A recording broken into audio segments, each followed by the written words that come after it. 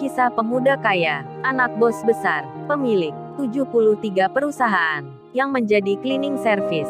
Episode 334. Kenshin yang menunggu Kaori di ruang tamu sendiri. Sudah hampir 15 menit lamanya. Kenshin pun didatangi mamanya Kaori. Mamanya itu bilang, "Oh ya Mas Kenshin." Kaori menangis di kamarnya. "Baiknya Mas Kenshin ke sana ya." Mama nggak tahu sebabnya, dan Kenshin menjawabnya, "Oh iya Ma, baik, saya akan ke sana." Lalu Kenshin pun berjalan menuju kamarnya Kaori. Saat sudah sampai, Kenshin tak masuk, hanya berdiri saja di depan pintunya. Mamanya Kaori pun bilang, "Mas Kenshin masuk aja nggak apa? Kan pintunya terbuka. Di sini pun ada pembantu yang kerja." Karena dibilang seperti itu, Kenshin masuk ke kamarnya Kaori. Dilihatnya Kaori duduk sendiri, sambil mengusap air matanya. Kenshin lalu bicara, "Kaori, kamu kenapa menangis? Kan aku nggak enak sama mamamu. Entar dikira aku melakukan tak baik sama kamu." Kaori menjawabnya, "Kamu sendiri ngapain masuk ke kamarku? Ini kan kamar wanita, laki-laki nggak boleh ke sini. Aku malas bicara sama kamu. Kamu pikir aja dulu salahmu, sampai bisa membuat aku jadi nggak kecewa lagi." Kenshin menyahutnya, "Kan tadi Kaori katanya kamu nggak cemburu, katanya juga nggak marah. Waktu aku bicara jujur, kok sekarang nampak beda ya? Kamu jadi seperti ini." Kaori menjawabnya, "Kamu ingat Sai, aku ini wanita, nggak bisa membohongin perasaan. Saat kamu bilang, yang memberikan perhiasan ke cewek yang lain, ya tentu aku cemburu. Coba bayangin aja, akan perasaan kamu. Kalau hal itu sebaliknya, aku yang memberikan hadiah untuk cowok yang lain. Apa kamu nggak marah? Apa kamu nggak cemburu? Coba kamu jawab jujur aja." Kenshin menjawabnya, "Ya tentu aku cemburu Kaori." Kaori pun melanjutkan, ia lalu bilang, "Ya kan benar, kamu tahu sendiri, kamu Sai nggak ngerti perasaanku. Apalagi sebentar lagi kita menikah. Aku nggak bisa bayangin entar apa jadinya nanti hubungan kita ini, kalau kamu seperti ini terus." Kenshin menjawabnya, "Iya Kaori, aku mengerti. Aku yang salah. Maafin aku ya. Kamu sudahi cemburunya ini. Entar aku nggak enak sama ayah dan mamamu." Kaori menyahutnya, "Kalau aku nggak cemburu, kamu harus waspada Sai. Itu namanya aku sudah nggak cinta sama kamu. Udah ya, biarkan aku sendiri.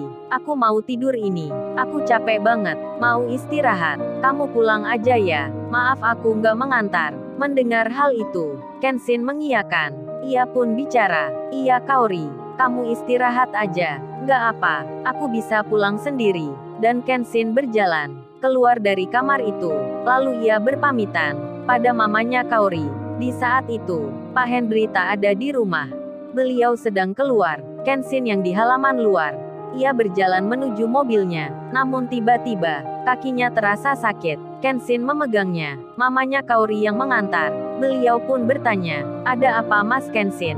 Kenshin menjawabnya, "Nggak ada apa-apa Ma." Lalu mamanya Kaori itu bicara, "Maaf ya Mas Kenshin." Kaori marah lagi. "Mama nggak tahu sebabnya, tapi Mas Kenshin nggak usah khawatir. Paling 1-2 hari udah selesai.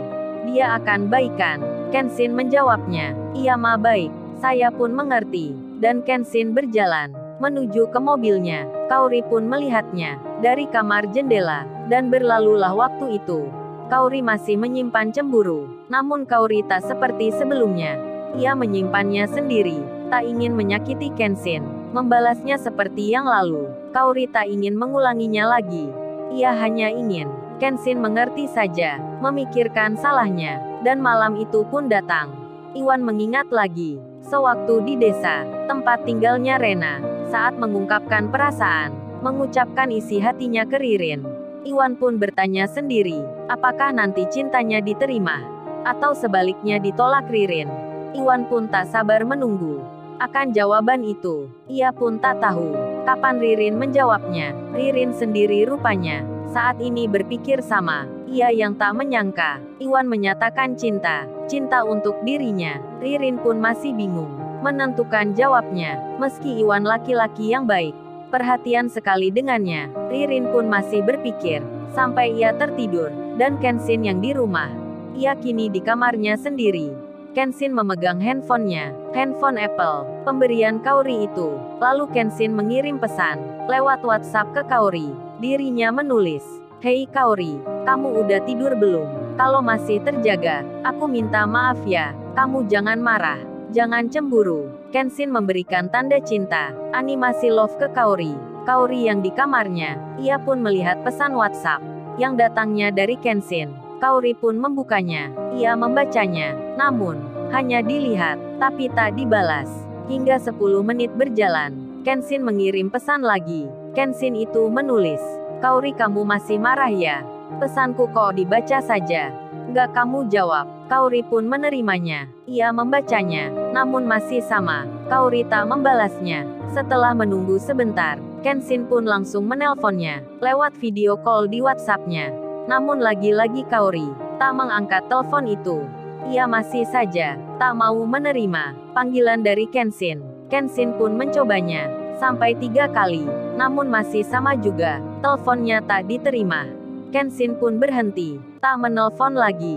Kaori pun demikian. Lagi cemberut mukanya. Ia terkesan marah ke handphonenya sendiri. Maksudnya pada Kenshin yang baru menghubungi. Tak berselang kemudian, setelah lewat 1 jam, Kaori pun tertidur. Begitu pula dengan Kenshin. Lalu waktu pun berjalan. Pagi datang menjelang. Kaori pun bersiap akan masuk kerja. Seperti biasa, ia menyiapkan bekal makanan untuk makan siangnya. Namun mamanya itu bilang, "Kaori, kamu bawa ini juga. Bawa ke tempat kerjamu. Barangkali entar kamu nambah, atau berikan ke temanmu." Mamanya itu menyodorkan 1 kotak makanan yang sama. Kaori menjawabnya, "Nggak usah ma, bawa ini. 1 aja ma cukup." Teman-teman Kaori banyak makan di kantin ma. Namun mamanya bicara, "Nggak apa Kaori, kamu bawa aja. Barangkali temanmu entar mau." Karena mamanya memaksa, Kaori pun membawanya. Dan berangkatlah Kaori menuju tempat kerja. Tak berselang kemudian, sampailah dirinya di kantornya sendiri. Dijumpailah teman-temannya, termasuk Amelia, pegawai baru di sini, sekaligus teman sekolahnya, serta Lala pula, ada juga di kantor. Seperti biasa, mereka pun bicara antar para wanita, hingga pekerjaan dimulai. Sibuklah masing-masing orang di depan komputernya sendiri. Dan setelah itu, waktu pun tak terasa, jam sudah menginjak di pukul 11 siang. Kaori bicara ke temannya, "Hei La, lu entar makan di mana? Bawa dari rumah atau di kantin?" Lala pun menjawab, "Kebetulan aku bawa sendiri Kaori. Aku nggak makan di kantin."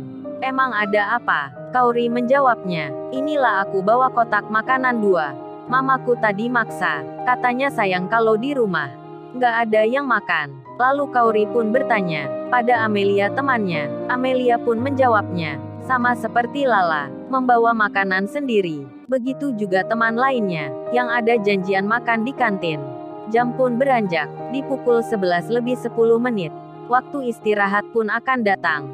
Kaori dan teman-temannya masih melanjutkan kerja, dan tak disangka, tiba-tiba Lala bicara, Kaori, bukannya itu cowok kamu ya? Kok kerja lagi di sini?" Kaori pun mendengarnya, langsung ia melihat ke arah yang ditunjukkan Lala. Kaori melihat Kenshin, yang mengenakan seragam kerja, baju cleaning service, yang sedang menyapu lantai di sekitar jalanan kantor. Kaori pun terkejut, deg-degan hatinya. Ia tak menyangka Kenshin kerja lagi di sini. Rupanya, Kenshin semenjak pagi, ia kembali lagi menjadi cleaning service di tempat lamanya. Orang-orang yang melihatnya pun tak berani melarang.